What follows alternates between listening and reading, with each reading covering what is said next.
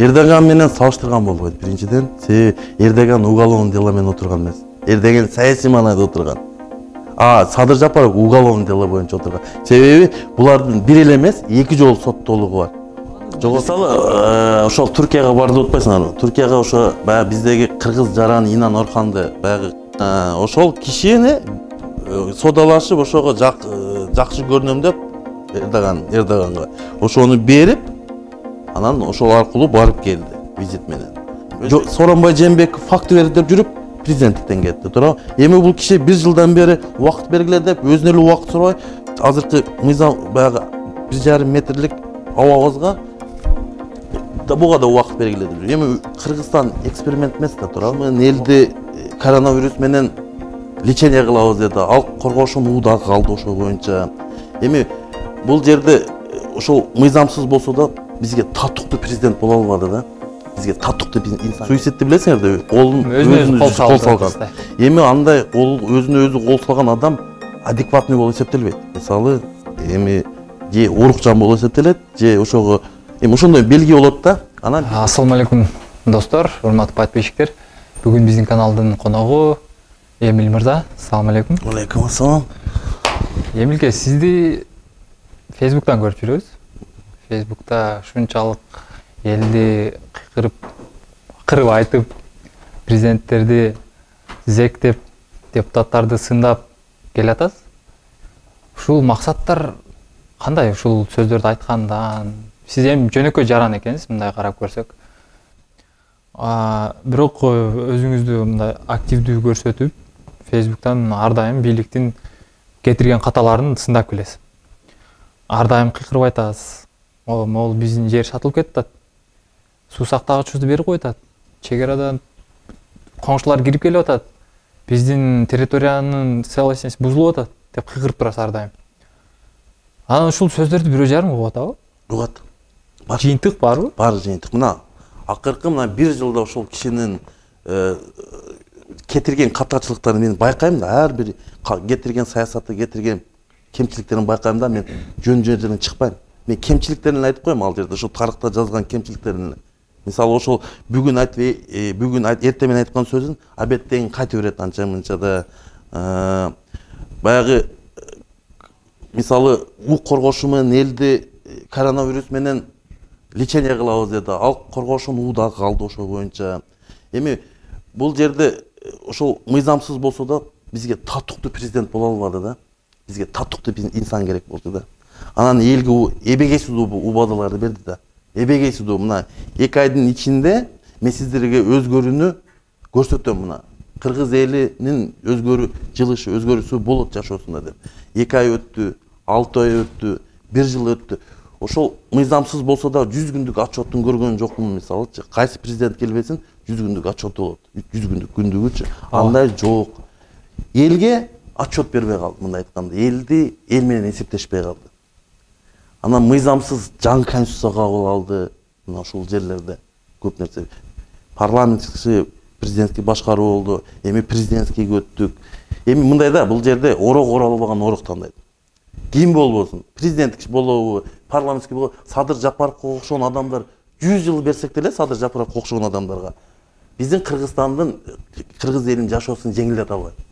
Булар буга окшогон адамдар ошол баягы өзүнө окшогон жер калаң деген өзүнүн шахтасы бар болчу. Ошону банкрот кылган адам Кытайларга кийин сатып берген. Эми Кыргызстанды кантип башкарып кетет мен түшүнбөйм. Негизи эле убагында Садыр Жапаровду көпчүлүк эл колдоп, ал камакка түшкөндө, куугунтукталып атканда, Атамбаев куугунтуктап жүрдү анчы, саясий куугунтук. Мен куугунтук деп эсептейм, биринчиден. Куугунтук болгондо анда биз мыйзамдуу чегинде ошо куугунтук кылган адамдарды закондуу түрдө сот өкүм чыгарып туруп, ушу куугунтук кылды деп өкүм чыгарганда, ошондо куугунтук болуп эсептелет. Мен ошондой эсептейм да. Эми бул соттун чечими менен деп атасыз сиз ооба. Бирок эми эл ошондой түшүнөт. Бул элдин оюн айтып атам да менчи. Куугунтукталды деп түшүнөт да элчи. Эми сиз бир аз ал жактан кабарыңыз болуп, сиз башкача ой жүрүтүшүңүз мүмкүн, бирок карапайым жөнөкөй элдер, ой, Садыр Жапаровду куугунтукташты, ал биздин лидер эле, лидер болуш керек эле деп жүргөн да убагындачы. Анан ал убакта ошол жалындуу сөздөрүн айтып, кумтөрдү биз элдин эсебине алабыз, улутташтырабыз. Биздин алтыныбыздын 1 грамм дагы чет эл жакка сатылбайт. өзүбүздүн пайдабызга иштейт. Биз өзүбүздү өнүктүрөбүз. Биз эч кимден карыз албайбыз, башка кылбайбыз деп айтып келген. Аны убагында мен деле көрүп байкап, ушул адам президент болсо болду да экен. Депутаттардан жакшы сүйлөйт экен. Ошол жердеги депутаттардан эң эле ушундай жалындуусу, башында бир нерсеси барса ушул экен деп өзүм деле мойнума алдым да. Мен бир аз колдоп да жүргөм. Анан эми ал бүгүн президент болду. Кумтөр болсо эч кандай кабар жок ал жактан. Андан тышкары канчалаган кендер сатылып атат, башка жактарга кетип атат. Неге андай баягы анекдоттой болуп эле биздикилер ажыдарды жеңем деп барып, өздөрү ажыдар болуп кете берет. Не себептен?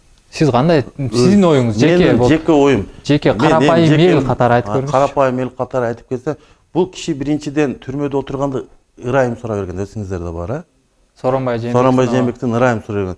Ырайым сураган деген бул кылмышын өзү мойнуна алганы болуп эсептейт. Бир жол эмес, эки жол сурады окшойт, по-моему. Аз келгенсип суицидке барган бул адам. Суицидти билесиңер да, колун өзүнө кол салган. Эми андай өзүнө өзү кол салган адам адекватный болуп эсептелбейт. Мисалы, эми же оорукчан болуп эсептелет, же ошого эми ошондой белги болот да. Анан биз ошондой адамды президенттикке алып келсек, анда эми ал жерде өзүнө өзү кол салды дегендей так маалымат жок да, бул болжол да просто. Анда президент болуп азыр мыйзамсыз болсо, президент да таппай ошо адамдар бирөө салса. Өзү айтпай, бул салсын, тапсын да. Өзү кол салды деп айтып атат. Ошол адамды жоопко тартылбайбы? Азыр президент да, ким болжол болуп атат. Эч ким жолтогон жөнү жок да. Мен айтам, биз мында алышыбыз керек да, баягы куугун тук деп атасыңар. Бирөө салды деп атасыңар, дейм, кол салды деп. Ошол адам азыр 1 жыл болду. 1 жылда ошол адамды ошол ким өлтүрөм десе, ким ошого ким приказ берсе, ошол адам тапса болот да. Туурабы? Андай болгон жок да. Бул жөн эле кур сөз болуп калып атат да. Мен ошон үчүн факты менен иш кыла албайм. Мисалы, Сооронбай Жээнбеков факты берди деп жүрүп, президенттиктен кетти, туурабы? Эми бул киши 1 жылдан бери убакыт бергиле деп, өзүнө эле убакыт сурабай, азыркы мыйзам баягы 1,5 метрлик авабызга да буга да убакыт бергиле деп. Эми Кыргызстан эксперимент эмес да, туурабы? Убакыт берип жүрсөк, бизге кыргыз элине ким убакыт берет? 28 ноябрда, 28 январда азыркы жаңы президенттин президент болгонуна 1 жыл болот. Толук. Анан сиз айттыңыз, 100 күндүк отчетуна берген жок депчи. Анан хоть бир кылган иштерин папайса эсептеп бере аласызбы?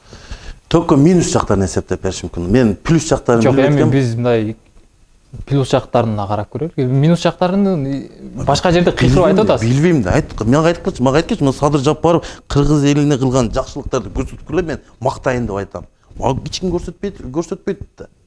Мага келип мындай айтып бергиле, Садыр Жапаров мынанча кыргыз элине мындай жакшылык иштерди кылган десеңер, мен мактайын деп атам. Ошону көрсөтпөйт атпайбы эч ким магачы? Сиз ошондо ал бир дагы жакшы иш кылган жок, келгенден баштап эле ушул аркага кеткен иштерди кылып атат деп. Только аркага, только жеке ой, жеке чөнтөк, тууган, куда урук, өкүл бала, балдары, ошол эле. Ошолор менен алек да. Кайсы иштери сизге жаккан жок? Несин сиз минус деп атасыз? Чек ара маселеси боюнча. Чек ара маселесинде кандай жана жер алмашуулар болгонбу? Жер алмашуу, баягы суу сактагычтарыбыз, гэстерибиз, ошол боюнча Өзбекстан менен биргеликте курабыз деген жери мага жаккан жок болчу. Баягы Нарын дарыясында агымында курабыз деген, Камбарат 2. Ошону курган мага жаккан жок. Мисалы ошо неге жаккан жок? Эмне үчүн бизде өзүбүздө акча жок болот. Алар бизге курганга көмөк көрсөтөбүз атчы. Ошон үчүн бизге татыктуу инсанды алып келиш керек да, ушу акча таап ошону курганга, түшүнөсүңбү? Анан кийин баш тебеген бирөөнү алып келип алсаң, анан ошондой аргумент куруп жүрө берет да. Айнан. Жок, бул жерде мен азыр сага бир нерсе айтып кетейин. Мен ойлоп калдым, ушул түрмөдө отурган адамдар президент кылган баракелде деп атамчы. Эми баягы рецидивисттерге да уруксат бериш керек. Түрмөдө отурганчы баягы 110 жолу кылмыш жасагандар, эми ошолорго дагы статус берип туруп, ушулар да президентке катышсын депчи, ошондой закон кабыл алган. Судимиштер бардыгы президентке катышса болсун деген закон алгыла деп ойлоп калдым менчи. Бүгүнкү күндө эми бул жеке эле президент эмес да, жана судимист болуп, кылмыш кылып, анан кайра бийлик баштарына келип аткандар, бул жеке эле президент эмес. Канчалаган депутаттар, канчалаган министрлер бир эмес экиден отуруп чыгышкан. Бирок кайра эле ошо министр болуп чыгат. кайра эле депутат болуп чыгат. Азыр канча партия болгон болсо ошолордун ар биринде жок дегенде бирден сиз айткандай соттолгондор бар. Бар. Демек бул бир эле президент эмес экен да. Бизде мисалы мен бир эле нерсе айтып кетейин. Бүтүн Кыргызстанда жок судимиси барларчы. Сиз эмнеге мынчалык мындай? Мен сиздерге айтып коеюн. Мына канча деген көрүнүктүү инсандарды көрүм. Мына мисалы ошо партийный лидерлерди айтып кетейин. Баардыгы отуруп чыкты. Бир гана адам отура элек азыр. Ошо адам ошо таза адамды калганын мен көрө элекмин да. Калганы баардыгы отуруп чыкты. Президенти деле отурду, премьер-министри деле отурду. Ошол президенттин колдоочулары, ошонун жактоочулары айтып келип атышат да. Бул камалса эмне болуптур? Дүйнөдө чоң лидерлер баардыгы отуруп чыккан. Ошол эле азыр бүтүн түрктөрдүн башын бириктирем. Туран деген армияны кайрадан түптөп берем дегендей уран чакыргандай бир белгилерди кылып аткан Эрдоган деле отуруп чыккан деп атышат да. Анан эми бул жерде мен суроомо акырына чейин угуп коеюн. Ал отуруп чыккан болсо бир нерсе бир маани береби бул? Же отуруп чыккан болсо мамлекетти өнүктүрбөй аркага кетпеби? Бул ушул именно отуруп чыккан. Фактор. Эрдоган менен салыштырган болбойт биринчиден. Себеби Эрдоган уголовный дело менен отурган эмес. Эрдоган саясий маанайда отурган. Садыр Жапаров уголовный дело боюнча отурган. Себеби булардын бир эле эмес, эки жолу соттолугу бар. Жогорку соттун өкүмү чыккан. Биринчи жолу 2012-жылы Ак үйдү кашаны аттап, шымдарын жыртып, Чыңгыз хан 17 баласы менен басып алган баскыла менен 20 адам деп туруп, ошол жерде Ташиев, Талант Мамытов, Садыр Жапаров үчөө Ак үйдү аттап, киришип, ошол боюнча 1,5 жылдан отуруп чыккан. Бардыгычы. Мына бир. Булардын ою жаман болчу, илгертен элечи. Бийликти басам деген ой менен акырына өздөрүнүн ойлоруна жетишти. Мен ошентип ойлойм. Булар ошо 2012-жылдан бери ошо бийликке жетсек, эптеп чөнтөгүбүздү толтурсак, байысак, мен ошентип эле эсептейм да булардычы. Башка мен азыркы Атамбаев, азыркы отурган түрмөдө отурган Атамбаев го, Атамбаев. Мен колдойм ал адамды. Бирок убагында туура кылган. Не эсептинде, кайсы иш? Баягы Ак үйдү аттап кирип, шымдарын жыртып киргенде Чыңгыз хан 20 баласы менен кирем деген ошодо туура кылган деп эле эсептейм мен. Буларды камакка камап дейсизби? Ооба, ошондо Ташиев ыйлап, через психбольница документ туралап, арыз жазып, кат жазып, Атамбаевга кечирип коебуз, менден итип кеттик деген. Бар да, фактылар бар да, интернеттен деле карасак болот ал нерсени. Мен билишимче ал жерде ошо Ахматбек Келдибеков да бар болчу. Ахматбек Келдибеков да бар болчу. Бирок негедир Камчыбек Ташиев чыгып кетти камактан, Ахматбек Келдибек чыгып кетти, бирок азыркы президентибиз калып кетти да. Себеби ошо азыркы президентти кидала кылып жүрүшөт. Булар ошол келишимге барып берет. Бийлик мененчи Атамбаев менен. Кидала, адуши кидала. Бирок Садыр Жапаровдун бир жерин онагылам түрмөдө Атамбаевдин кечирим сурап койгону болду да. Ошол жерин кичине барктайм. Бул берки Келдибекке окшоп, Ташиевке окшоп арыз жазып, кат жазып, ыйлаган жок да. Бул ошол жерин кичине мындай бактап кетем. Ошол жери бар. Азыр эми ошол камакта сот жараяндары жүрүп турган кезде ал ушунчалык улуттун кызыкчылыктарын сүйлөп келген да Садыр Жапарович. Кумтөрдү биз улутташтырабыз деп ушунчалык катуу айтып, мен элге күйүп атсам, силер монтип атасыңар, бирок келет чындык орнойт депчи. Анасы чындык орноду. Ал бийликке жетти. Бирок эмнеге Кумтөр улутташтылып айтат? Себеби өзү уру да. Кандайча уру да. Ошол эле Ташиев уру, ошол эле Садыр Жапаров. Булар баягы 30 жылдан бери ичинде кыргыз каны ичип келген да, 30 жылдан бери. Ошол баягы 400-300 үй бүлөнүн ичинде табакташ буларчы.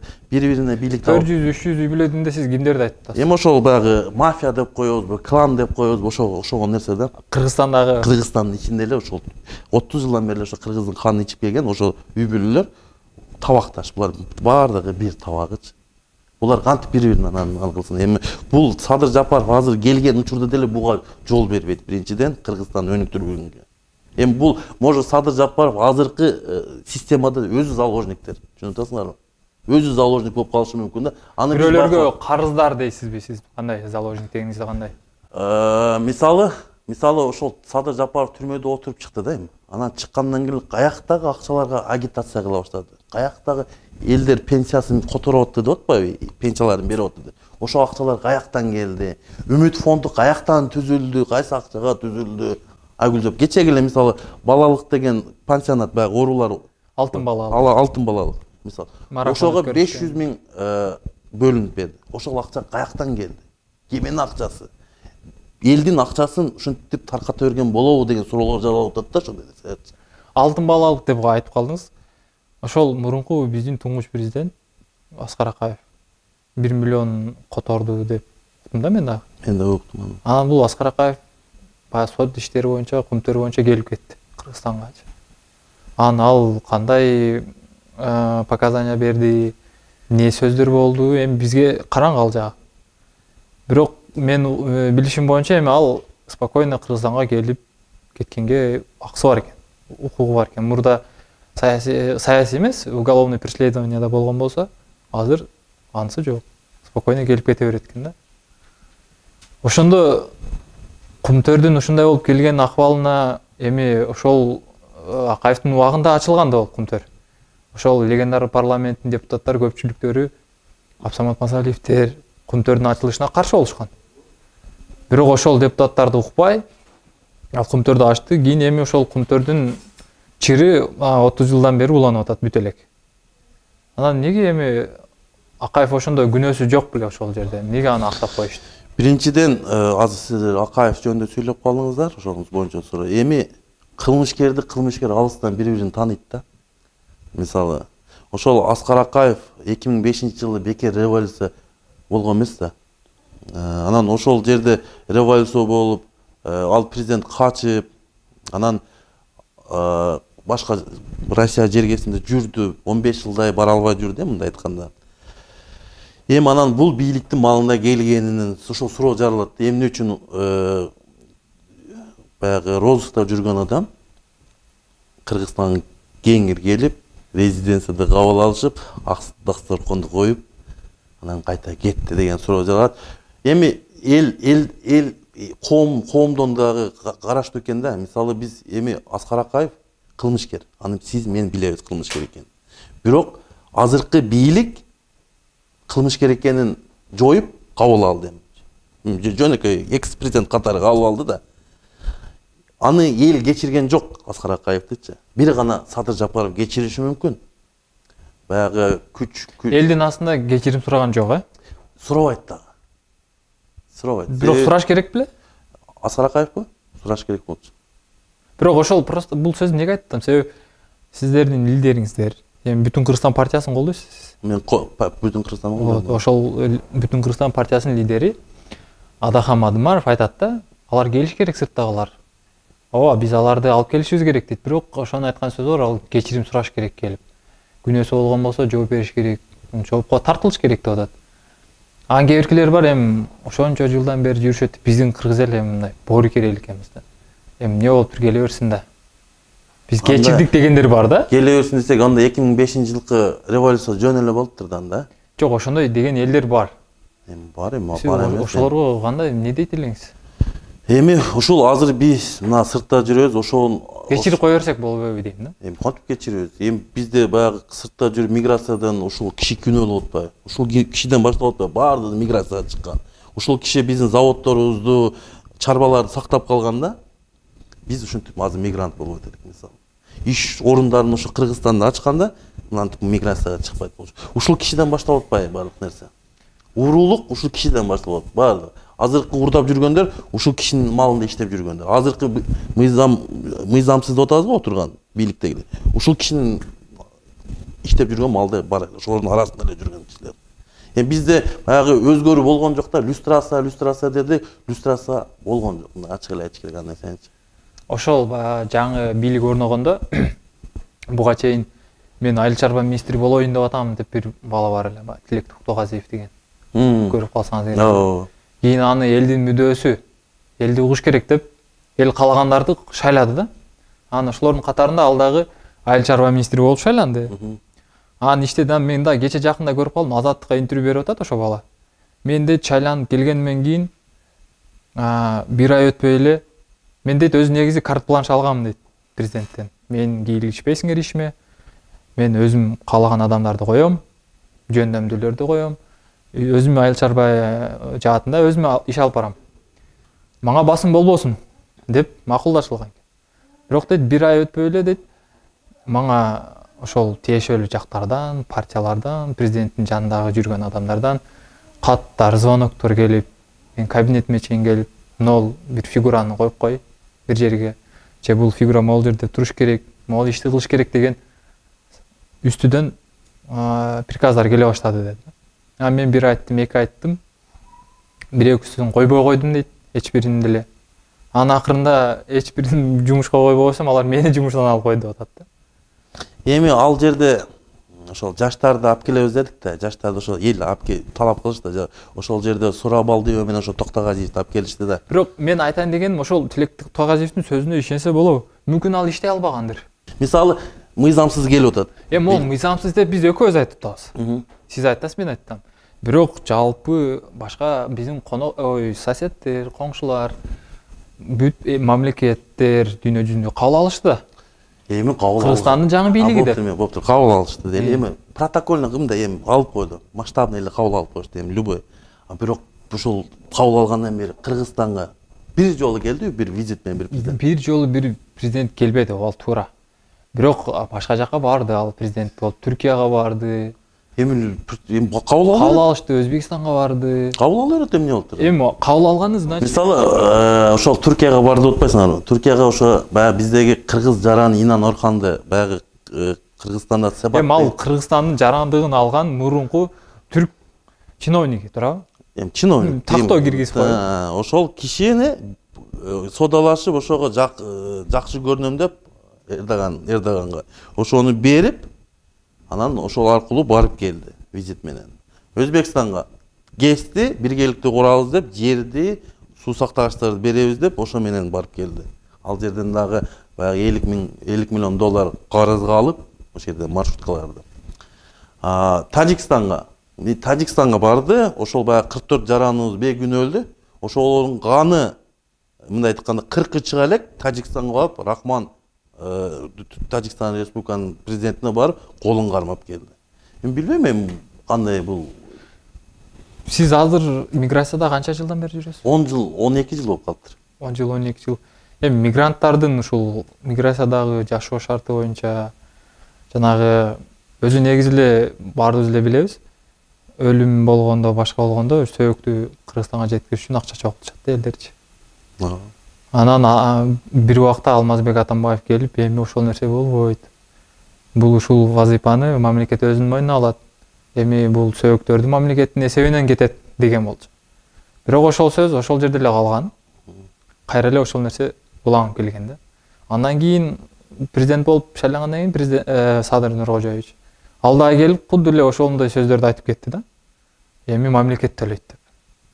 Азыр кандай болуп атат? Мен билишимче, мамлекет төлөп берип атат. бир-эки мисал келтирип кетейин, бир-эки жаран кайрылып калды ушул боюнча. Азыр мамлекет төлөйт деп атат, бирок ошону алып кеткенден кийин документтер чогултуш керек экен. Анан ошону чогултуп барып, баягы Кыргызстанга барып алса болот экен ошол нерсеничи. Бирок өз убагында бербейт. Өлүк уже эртерээк алып баягы чогултуп жүргөн кыргыз эл дагы эле чогултуп Кыргызстанга салып атат. Себеби мен билип калам да, бул жактагы дос жарлар, туушкандар айтып калышат да, ушундай акча чогултуп атышат депчи. Чогултуп атат, акчаны чогултуп, жеткизип, баягы нерфи жеткендер документтер чогултуп, ошол. Бирок Атамбаевден айырмаланып, бир аз да болсо бар ошол нерсе. Эми бар болгону менен бардыгына бирдей эмес да. Тегиз эмес. Бардыгына. Негизи эле сиздин бир мындай плакатыңызды көрүп калгамда, очкилерди тагып, деп шайлоо посольствонун алдында мен шайлоонун жыйынтыгына каршымын, макул эмесмин депчи. Негизи өзү бизде Кыргызстанда пикет болгондо жок дегенде 5 адам болот да. Бул жерде сиз өзүңүз жалгыз экенсиз. Анан ошентип чыгып алыпсыз.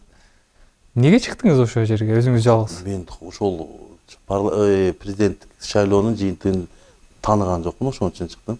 Жалгыз өзүңүзбү? Өзүм жалгыз эле, башка бирөөлөрдү алып чыккан жокмун, өзүм эле чыктым.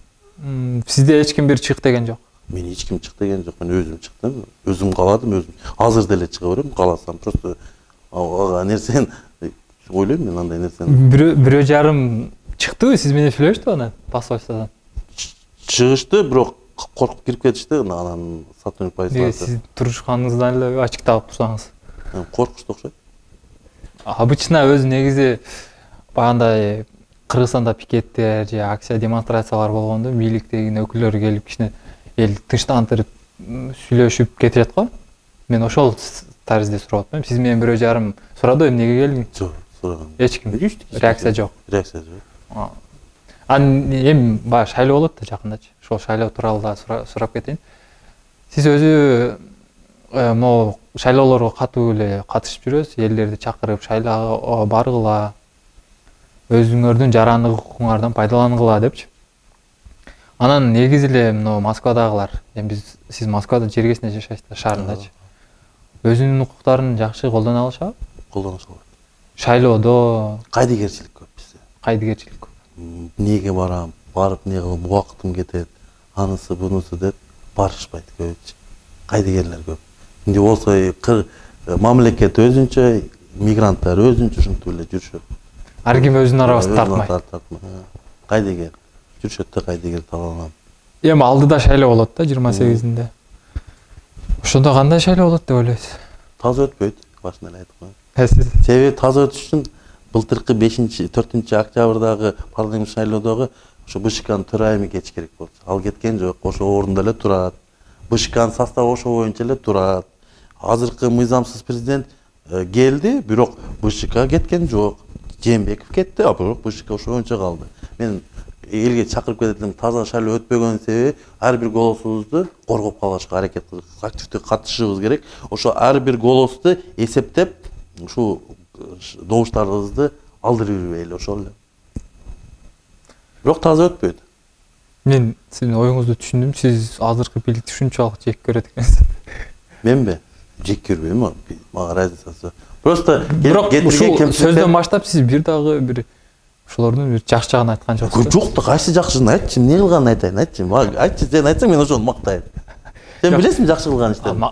Жакшы кылган иштерин кандай десем, эми аракет кылып атышат да алар. Эмне кылып аракет? Министрлерди шайлап атат, жолдорду куруп атат экен. Премьер-министрликке баягында адамдап келди да. 30 жылдан бери кыргыздын каны ичкен, аз келгенсип 7 областта 7 республикага берем деген, кыргыздарды мигрант кылып вагон менен Россияга айдайм деген хиппик программасына кирем деген адамды азыр премьер-министр кылса, анда мен кыргыз эли саламат эле болгула да. Былтыркы жылы эсиңерде бар, ошо мыйзамсыз басып келгенде бийликте. Ушул Акылбек Жапаров ошол баланы акарат келтирип, баягы жаман сөз менен Темирбек Султанбекти ушул киши аброюна шек келтирип прямой эфирде сөккөн. Эсиңерде бар да. Кимин эсинде бар, ким билбейм, бирок ошондой аброюна шек келтирип бирөөнүн канчыгы деп айтты да. Анан ошондо Садыр Жапаровдун сүйлөгөн сөзү бар. Мен 2-3 күндөн бери издеп жүрөм, бирок таба албай жүрөм. Будан кийин бул киши менде иштебейт, мен айдадым деген сөзү бар да. Эми ошол нерсени айдадым, иштен кетирдим деп туруп, эми 1 жыл өткөндөн кийин премьер-министр болгон деген бул кош стандарт да. Эмилге мен сизди түшүндүм, азыр бизге бөлүнгөн убакыт бүтүп атат. Ошого сиз как жарандык активист катары элге кайрылууңуз болгон болсо, шайлоонун алдында шайлоого катышкыла дейсизби? Эркин микрофон сүйлөп алсаңыз. Урматтуу менин кыргыз элим, ушул 28 ноябрдагы шайлоодо активдүү катышып, кайдыгер карабай, ар бир добушубузду сактап, татыктуу инсандарга берип, кыргыз элинин келечегин ойлогон, мына кыргыз мамлекетин жаңы муунга тапшырып кете турган өнүккөн мамлекеттердин бири кылып. Ошо миграцияда жүргөн жарандарыбыз Кыргызстанга кайтып, кыргыз элине аманчылык, тынчылык, дагы арзанчылык, дагы эмнеди каалап кетем туугандар. Өзүбүзгө тың бололу. Ар ким айткан убада пиар убадаларга ишене бербейли. Факты менен кабыл алалы. Айтылган сөздөрдү аткарбаса, бул бийликте отурган адамдын кереги жок да, мындай адамды татыктуу инсан керек бизге. Ишене берип, чомоктор кулакка илене берип, мен билбейм, бул жашоо bunday кетиште биздин Афганистан болот окшойт. Биздин каналга конок болуп келип, ачык айкын маек уруп бергениңизге сизге чоң рахмат. Ар дайым чакырып турабыз. Рахмат.